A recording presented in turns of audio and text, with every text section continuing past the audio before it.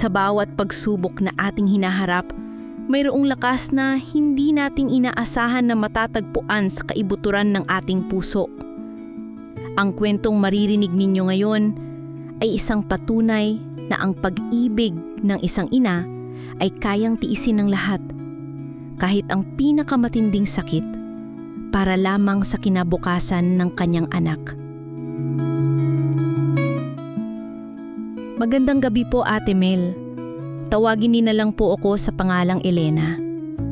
Unang beses ko pong sumulat sa inyo, pero matagal ko na po kayong pinapakinggan dito sa aming munting bahay sa probinsya. Kayo po ang kasama ko sa mga gabing hindi ako makatulog, sa mga sandaling tila pasan ko ang buong daigdig. Sa totoo lang, hindi ko alam kung saan ako magsisimula. Siguro, magsisimula ako sa pinakamahalagang tao sa buhay ko. Ang nag-iisa kong anak, si Grace. Siya ang araw sa aking mundo, ang hangin na aking hinihinga. Bilang isang single mother, Ate Mel, lahat ng ginawa ko sa buhay ay para sa kanya. Nagtinda ako ng kakanin, naglalako ng kung ano-ano, namasukan bilang labandera, lahat para lang maitaguyod siya at mabigyan ng magandang edukasyon. At hindi naman niya ako binigo.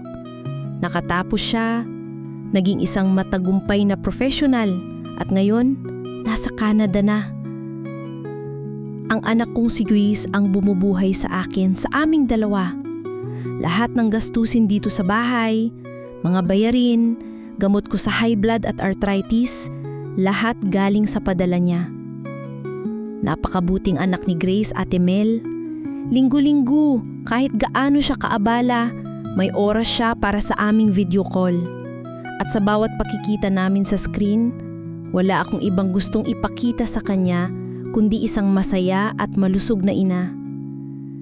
Gusto kong makita niya na lahat ng sakripisyo niya, lahat ng pagod niya dyan sa malamig na bansa ay sulit. Pero 8 buwan na ang nakalipas, Ate Mel. Gumuho ang mundo ko. Ang dating mga simpleng pananakit ng katawan na inaakala kong dala lang ng katandaan, nauwi sa isang katotohanang hindi ko kayang tanggapin. Stage 3 cancer. Yan po ang hatol sa akin ng doktor. Nung una, hindi ko tinanggap. Nagdasal ako nang makaawa sa Diyos. Bakit ngayon pa? Bakit kung kailan maayos na sana ang lahat? Ang unang pumasok sa isip ko ay si Grace. Paano kung malaman niya? Alam ko, Ate Mel, sa isang iglap, iiwan niya ang lahat sa Canada. Uuwi siya para alagaan ako. Isasakripisyo niya ang mga pangarap na sabay naming binuo. At yun ang isang bagay na hinding-hindi ko kayang hayaang mangyari. Kaya dito nagsimula ang aking pinakamabigat na laban. Ang paglilihim sa sarili kong anak. Sa tulong ng aking kapatid na si Tess, sinimulan ko ang aking chemotherapy. Walang kaalam-alam si Grace. Si Tess ang kasama ko sa ospital, ang umaalalay sa akin sa mga araw na bagsak ang katawan ko. Ang pera, galing pa rin kay Grace. Ang sabi ko sa kanya para sa renovation ng bahay. Ang sakit isipin, Ate Mel, na ang perang pinagpapaguran niya para sa ikagiginhawa ko ay siya palang ginagamit ko para sa laban na hindi niya alam na nilalabanan ko. Ang pinakamahirap ay ang aming lingguhang video call. 1 oras bago ang tawag, kailangan kong ihanda ang sarili ko. Nagsusuklay ako, naglalagay ng konting kolorepo sa pisngi para hindi mahalata ang pamumutla. Tinitiis ko ang pagkahilo at pagsasakit ng tiyan. Isinusuot ko ang pinakamasaya kong ngiti.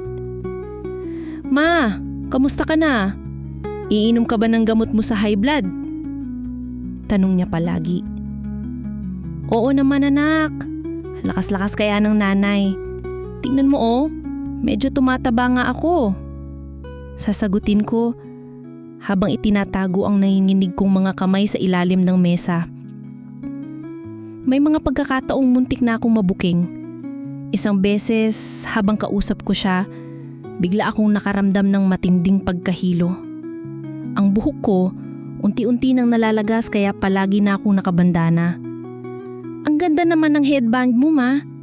Bago yan?" tanong niya. Ngumiti lang ako at sinabing, "Oo anak, para maiba naman." Pero sa loob-loob ko gusto kong humagulgol. Gusto kong isigaw na natatakot ako. Na kailangan ko siya.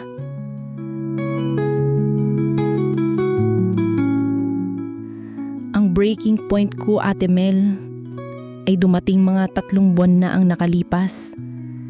Katatapos lang ng isang session ng chemo at sobrang sama ng pakiramdam ko. Nakahiga lang ako sa higaan, umiiyak sa sobrang sakit at pangungulila.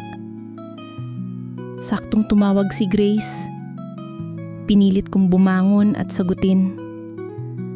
"Ma, okay ka lang ba? Bakit parang pagod na pagod ka na?" tanong niya. Baka sa boses niya ang pag-aalala. Hindi ko napigilan ng isang butil ng luha na pumatak sa aking mata. "Wala ito anak, napuwing lang ako. Medyo masama lang ang gising ko." Palusot ko habang pinipigilan ng paghikbi. "Ma, sigurado ka? Uwi na kaya ako, miss na miss kita." Sabi niya. Parang sinaksak ang puso ko, Ate Mel. Sa isang banda, yun ang pinakagusto kong marinig. Pero sa kabilang banda, yun ang pinakakinatakatutan ko. Doon ko humugot ng lakas. Inayos ko ang boses ko. Ngumiti ako sa kamera kahit pilit. "Huwag kang mag-alala anak. Kaya ko dito. Ang isipin mo ay ang trabaho mo at ang kinabukasan mo. Pag mayaman ka na, saka ka umuwi at araw-araw mo akong aalagaan." Sabi ko sa kanya, half joking. Tumawa siya at gumaan ang pakiramdam niya. Pero pagkatapos nung tawag na yun, Ate Mel, umiyak ako ng umiyak hanggang sa wala nang mailuha. Inakap ako ng kapatid kong si Tess. "Ate, hindi mo kailangan gawin to ng mag-isa. Sabihin na natin kay Grace," sabi niya. Umiling ako. "Hindi Tess, ito na lang ang magagawa ko para sa kanya. Ang hayaan siyang abutin ang mga pangarap niya ng walang alalahanin. Ang pag-ibig ng isang ina, hindi sakripisyo ang tawag dito. Pag-ibig lang."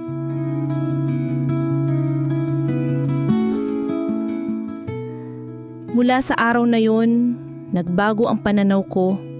Ang bawat araw na paggising ay isang biyaya. Ang bawat session ng chemo ay isang laban na kailangan kong panalunan. Hindi na para sa akin, kundi para sa kapayapaan ng isip ng anak ko. Ang video call namin naging sagado. Itong oras na nakikita ko ang bunga ng lahat ng paghihirap ko, isang masaya at matabumpay na anak. At sapat na yun para sa akin. Sa ngayon, Ate Mel, patuloy pa rin ang laban ko. May mga araw na mahina, may mga araw na malakas, pero hindi na ako natatakot. Ang lihim kong ito ang aking kalasag. Ito ang aking paraan ng pagmamahal.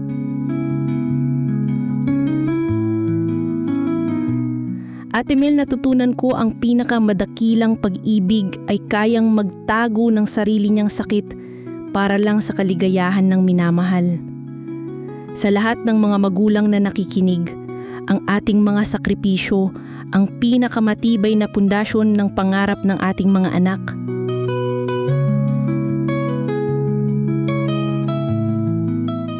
Mga kapuso, ang kwento ni Elena ay isang matinding paalala hindi lang ng sakripisyo ng isang ina, kundi ng tunay na kahulugan ng pagmamahal.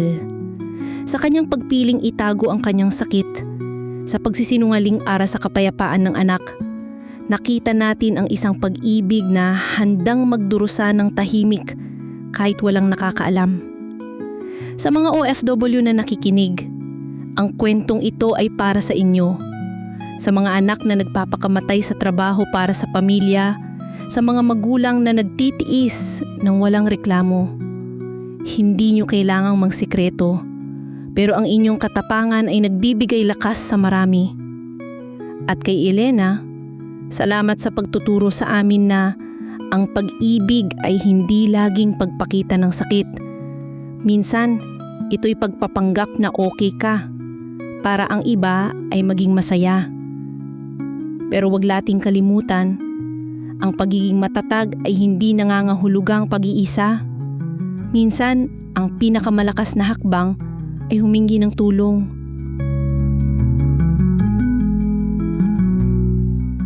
Mga kabayan, saan man kayo sa mundo, tandaan, ang inyong kwento ay mahalaga. Ang inyong sakripisyo ay hindi nakikita, ngunit nararamdaman. At sa bawat luhang pinipigilan, may isang puso na nagpapasalamat. Kung mayroon mang huling mensahe sa Elena sa kanyang anak, siguro ito ay, Grace, mahal na mahal kita.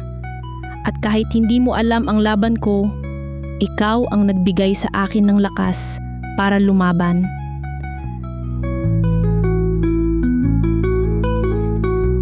Hanggang sa susunod na kwento, mag-ingat po kayang lahat mga kababayan at huwag kalimutang, ang pag-ibig ay hindi lang nasusukat sa pagtitigis, kundi sa pag-asa ring masabi ang totoo mong nararamdaman. Ako po si Ate Mel at ito ang kwentong OFW kung saan ang bawat luha ay may tinig at ang bawat tinig ay may kwento. Hanggang sa muli nating pagkukwentuhan, magandang gabi at ingat po kayo lagi saan man sulok ng mundo kayo naroroon. Kung mayroon kayong mga kwentong gustong marinig sa programa natin, comment nyo lang sa baba.